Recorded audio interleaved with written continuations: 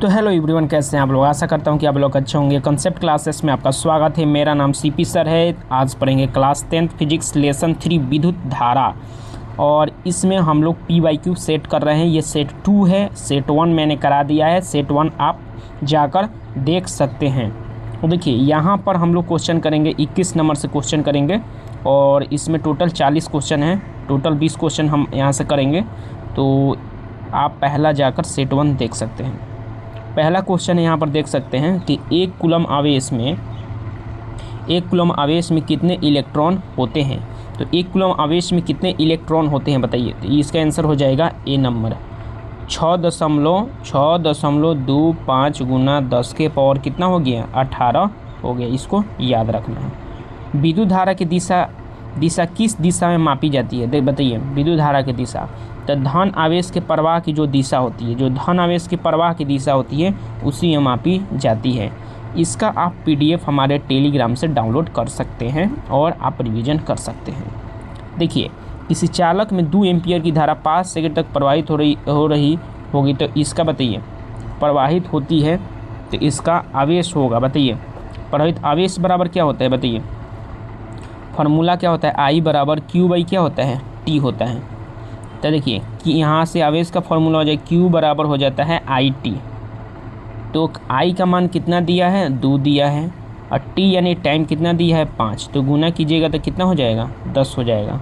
तो इसका आंसर आपका क्या हो जाएगा C हो जाएगा। यहाँ पर आंसर भी दिया है, तो घबराने की कोई दिक्कत नहीं है। आप इसका रिवीजन भी कर सकते हैं, इसलिए मैंने इसमें आंसर ऐड किया है आपके सहूलियत के लिए। देखिए ओम के नियम के अनुसार V और I में क्या संबंध है। बताइए V और I में क्या संबंध है। देखिए हम लोग पढ़े हैं R बराबर क्या होता है V बटा I होता है। तो इसमें V का मान निकलिएगा तो V बराबर क्या हो जाएगा, V बराबर हो जाएगा IR। V बराबर क्या हो जाएगा IR। इसमें V बराबर IR हो जाएगा। यानी कहने का मतलब देखिए इसमें V और I के बीच संबंध, V और I के बीच क्या है संबंध, V और I के बीच संबंध बने। तो दोनों एक दूसरे क्या है। बताइए दोनों एक दूसरे क्या है, एक दूसरे क्या है समानुपाती है। एक दूसरे क्या है समानुपाती। ये आपका ए नंबर ऑप्शन हो जाएगा। इसको याद रखना है। किसी चालक का प्रतिरोध 5 ओम है और धारा 2 एम, तो विभवांतर बताइए। विभवांतर बराबर क्या होता है बताइए। जिससे R बराबर फॉर्मूला का होता है V बटा I होता है। V बराबर यहाँ से क्या हो जाएगा IR हो जाएगा। यानी I का मान कितना दिया है 2 और R का मान दिया है 5। तो 5 दूना कितना हो जाएगा 10। इसका 10 वोल्ट हो जाएगा। 26 नंबर क्वेश्चन बात करते हैं। किसी चालक की प्रतिरोधकता मुख्यतः किस पर निर्भर करती है। बताइए केवल लंबाई पर, केवल क्षेत्रफल पर, पदार्थ और ताप पर, धारा पर। बताइए इसका हो जाएगा पदार्थ और तापमान पर। तो इसको याद रखना है। किसी तार की लंबाई दोगुनी कर दीजिए, क्षेत्रफल समान रहे तो प्रतिरोध होगा। बताइए देखिए हम लोग पढ़े हैं तार की लंबाई दोगुनी कर दीजिए, क्षेत्रफल समान रहे। हम देखिए क्या पढ़े हैं, रो बराबर RA बटा क्या होता है L होता है। देखिए अगर तार की लंबाई हम लोग क्या करते हैं दुगनी करते हैं, L यहाँ पर क्या हो गया तार की लंबाई अगर दुगनी कर देंगे और क्षेत्रफल क्या रहेगा समान। तो इसमें देखिए आधा हो रहा है, इसका क्या हो रहा है आधा हो रहा है। तो इसका आंसर क्या हो जाएगा ए नंबर ऑप्शन हो जाएगा। देखिए इसमें दोगुना शायद होगा। किसी तार की लंबाई दोगुनी कर दिया, सॉरी किसी तार की लंबाई है तो रो बराबर क्या हो जाएगा RA बटा L हो जाएगा। तार की लंबाई यहाँ पर क्या हो रहा है 2 गुना हो रहा है, समझा ना। तो प्रतिरोध भी क्या हो जाएगा 2 गुना हो जाएगा, क्योंकि 2 इधर जाएगा इसके समानुपाती होता है, तो R इसके 2 गुना हो जाएगा। किसी तार का अनुप्रस्थ काट का क्षेत्रफल बढ़ाने में उसका प्रतिरोध क्या होता है। बताइए किस जो तार है उसका अनुप्रस्थ काट का क्षेत्रफल का मतलब ये वाला जो पोर्शन है अगर बढ़ा दीजिएगा तो उसका प्रतिरोध क्या होगा ऑटोमेटिक घटेगा। तार जितना पतला रहेगा उसमें प्रतिरोध उतना बढ़ता है, समझ में आ रहा है ना। तो इसको याद रखना है, लेकिन चालक पर भी डिपेंड करता है, इसको याद रखना है। तो इसका आंसर B हो जाएगा। प्रतिरोधकता का ऐसा ही मात्रक बताइए, तो इसका हो जाएगा ओम मीटर हो जाएगा। देखिए तीनों प्रति R1 R2 श्रेणी क्रम में जो तो तुल्य प्रतिरोध होगा। बताइए तो तुल्य प्रतिरोध के लिए आप लोग हम पढ़ाए थे, इस सबको जोड़ दीजिए। R बराबर का हो जाएगा R1 plus R2 plus R3। तो इसका आंसर क्या हो जाएगा ए नंबर ऑप्शन हो जाएगा। आगे बात करते हैं समानांतर क्रम में जुड़े प्रतिरोध कौन सी राशि समान रहती है। बताइए कौन सी राशि बदलती नहीं है। तो इसमें आप लोग को विभवांतर नहीं बदलता है, इसको याद रखना है। श्रेणी क्रम जो पर कौन सी राशि समान रहती है, तो श्रेणी क्रम में हम धारा जो होती है समान होती है, और समानांतर क्रम में क्या समान रहता है विभवांतर। समानांतर क्रम में क्या समान रहता है विभवांतर। तो इसको याद रखना है।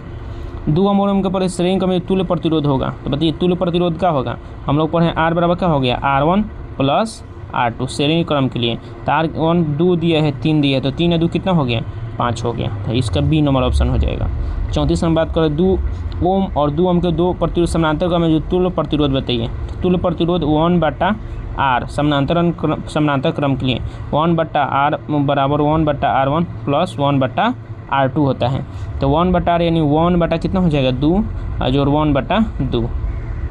तो इसमें हो जाएगा एलसीएम लीजिएगा तो 2 हो जाएगा, 2/2 कट गया तो कितना हो जाएगा 1 हो जाएगा। तो ये इसका आंसर सी हो जाएगा।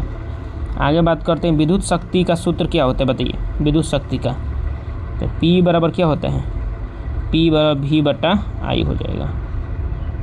इसमें P बराबर VI, P बराबर क्या हो जाएगा P बराबर VI हो जाएगा।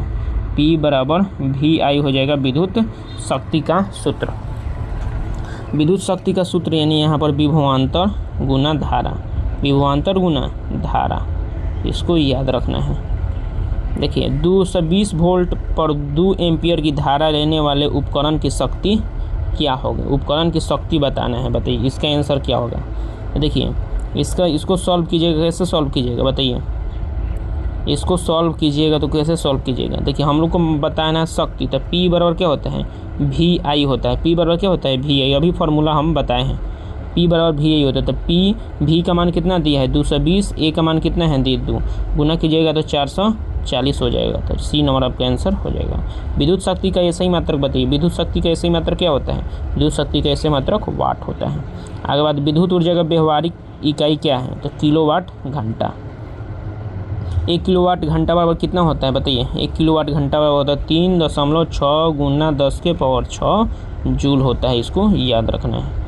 आगे बात करते हैं विद्युत धारा उत्पन्न ऊष्मा का सूत्र बताइए।